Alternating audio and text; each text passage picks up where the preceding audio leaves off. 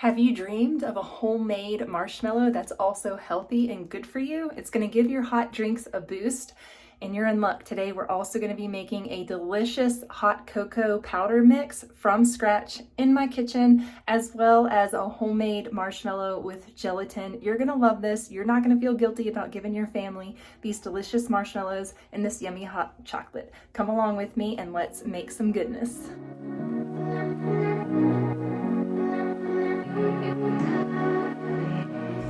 Hi friends, we have a winter storm warning coming. As you can see, we already have tons of snow out there, but right now it's freezing rain. So we're anticipating some power outages possibly. So I'm trying to get as much stuff done as I can here in the kitchen now. So I've fed my sourdough starter. I made, which it's in the bread machine now, I made some yeasted daily loaf of bread that we have going. I just popped the kids a bunch of popcorn, but the main point of this video is today we're going to be making hot cocoa powder from scratch, and we're also going to be making marshmallows from scratch. And these are marshmallows that you can keep in your refrigerator. I just put them in the fridge and take one out and I add it to my coffee. It's already sweetened. It makes the top of my coffee foamy, and then the kids add these marshmallows to their hot chocolate or hot cocoa mix that we're also making from scratch today in a big giant container so that we can have it throughout this cold weather season. And I will also link down below in this video's description. I have a dairy-free creamer, and I think I have a dairy-free hot chocolate recipe, so I'll link all of that down below in this video's description for you. Thank you so much for joining me.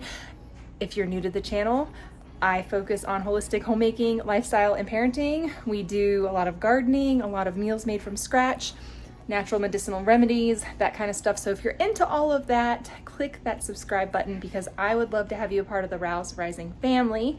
Thank you for joining me. Let's hop into this video.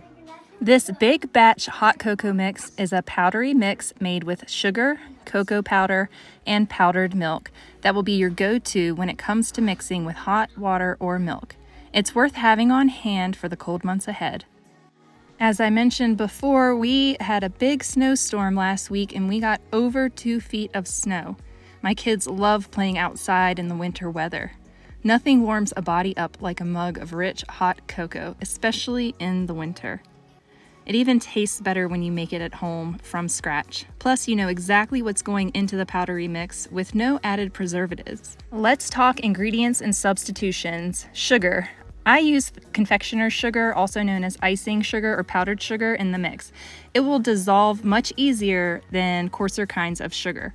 Cocoa powder. I prefer the Dutch processed cocoa powder for a slightly darker color and a smoother chocolate flavor.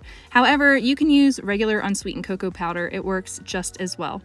Powdered milk. Now, I have a bunch of powdered milk that are in my pantry long-term food stores, and I need to cycle through some of it. So today we're using powdered milk. It's evaporated milk with a longer shelf life when compared to liquid milk. It is also called milk powder or dried milk. Coincidentally, I grew up on powdered milk. That is what my family used. All right, the next ingredient I'm going to talk about is beef gelatin. I like using beef gelatin because it has more nutrition in it and it gives a powerful punch of nutrition to this hot cocoa for my children. You can add cornstarch as a substitution, or in addition to, as I've done here, you can do 2 teaspoons of cornstarch in this recipe, and that will give the cocoa powder or the hot cocoa, when it's mixed, a creamier consistency. That really helps add some volume and some smoothness to this hot cocoa. And salt. Yes, salt is an important ingredient that should not be left out. Salt actually enhances the sweetness of the mix while bringing out more chocolate flavor. With code ROWESRISING, you can get 15% off of Redmond's Real Salt. Because of the nature of the ingredients being clumpy, I added them all to a sifter and sifted them into my vessel I was going to be storing it in, but you can do this in a bowl as well and then transfer it to a jar. The dry mix makes about 4.5 cups of powder. The amount of servings you will have is dependent on the size of the mug you are using and how much chocolate flavor you are craving. I would recommend starting with a 1/2 cup to 1/4 cup of powder. or a 1/4 cup to a 1/2 cup of powder. And if you add about a 1/4 cup of hot cocoa mix to a cup of hot water or hot milk, you will have enough mix to make about 18 cups of hot cocoa. I have 5 kids that I make hot cocoa for, but I like to serve them a hot beverage on a daily basis. So this hot cocoa recipe, I always try to double or triple it so that I'm not having to make it every week. So you can do that too. It makes life a lot more convenient. And then I have one of those little hand mixers, and I use that to mix my larger batch of hot cocoa in this little teapot that I have.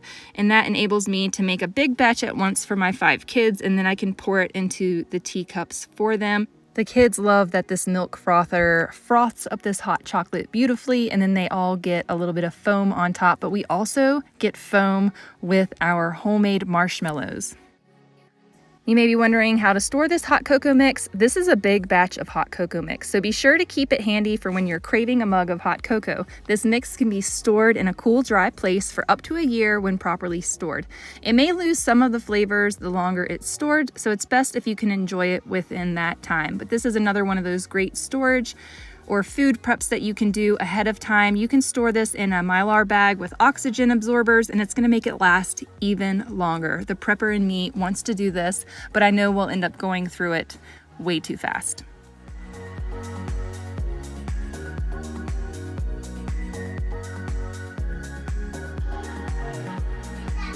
Next up, we're gonna make these delicious gelatin marshmallows, and these are great. They add a big bang for your buck to your teas and hot beverages. I love adding these to my coffee, to my tea, to my hot chocolate. It already has sugar in it, so I don't need to add any extra sweetener to my hot beverages. It's already all in this marshmallow, and it makes a lovely foam on top of your beverage. So the first mistake I made, and don't be me, I do this every single time. I don't know why my brain blanks. I know I need to do it the opposite way, but you have to put the water in first and then the gelatin. So you put in 1/2 cup of water and then 3 tablespoons of gelatin on top. You sprinkle it on top so the gelatin blooms and absorbs all the water. You let it sit like that for 10 minutes. If you do it the way I did it, you get these big clumps in your gelatin, and you don't want that.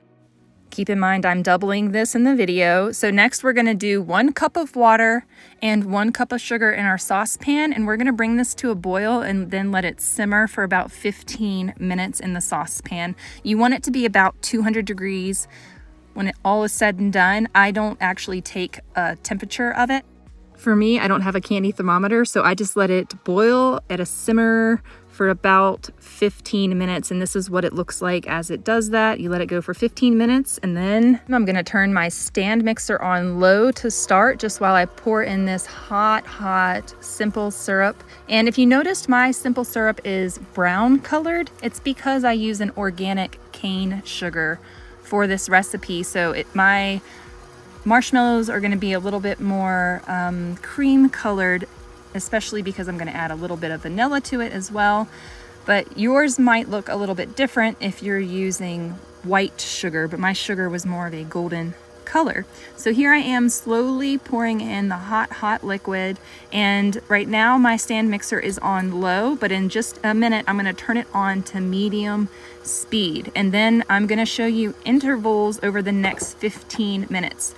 If you don't want to use sugar in this recipe, you can use honey. Just boil your honey for 15 minutes as well and cut your water in half. And then you can do the same thing. You can pour your mixture slowly into your stand mixer.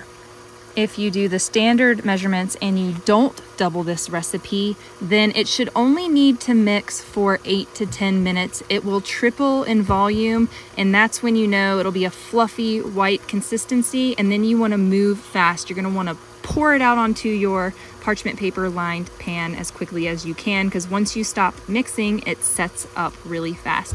So right there, I just added 2 little teaspoons because I doubled it. So you're only gonna add 1 teaspoon of vanilla extract to yours. And because I'm doubling this recipe, my measurements, my amount is gonna need to whip closer to 15 minutes. That's how long it's gonna take for mine. Because of the abundance and the warmth and everything, it's gonna take closer to 15 minutes to triple in volume and to become that white fluffy thickness that we need. So what I am doing is I lined my baking sheet with parchment paper, and then I'm sprinkling it with a mixture of cornstarch and powdered sugar. You can also use arrowroot powder, but I currently am doing a pantry challenge, and so I am only going to use cornstarch because that's all I have in stock in my house at this time as I stay away from the grocery store. So you can see over time this is starting to become more frothy and more bubbly, more foamy.